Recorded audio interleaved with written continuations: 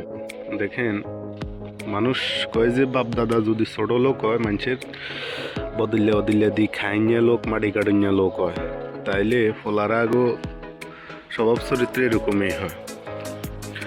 এই জায়গাটা আমার বাড়ির সামনে, একবারে সামনে, বা সামনে বলতে একবারে এই যে বাড়ির দরজা এখান দিয়ে ভিতরে ঢুকলে। তো আমি ঢাকা থেকে আসলে মাঝে মধ্যে ঘুম মারা থাকলে এখানে গাড়িটা রাখতাম এই জায়গা আনে। দেখেন এখানে দুইটা বাঁশ গাড়ি দিছে। তো এলাকার মানুষ জানেন এটা কে করছে বা কারা করছেন। খালি হঠাৎ করে হইসাল হয়ে গেলে তার বংশগত স্বভাব চরিত্র পাল্টে না, ছোট লোকে থাকে যায়।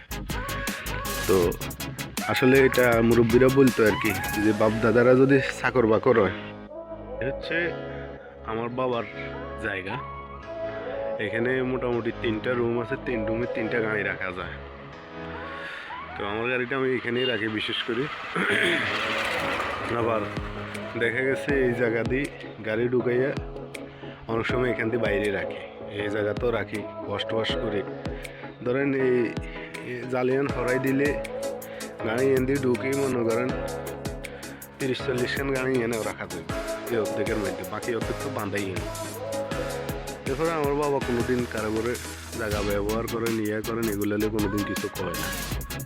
এই যে আমার এখানে কল টিপল সব বসাই নিয়ে আসছে, ভিতরে মোটর, আমি গাড়ি ওয়াশ করে এনে রাখি যে এই জায়গাতে। এখন কত হয়েছে ওই জায়গাতে রাখার অর্থ হয়েছে অনেক সময় ঘুমটুম মারা থাকে এই কারণে।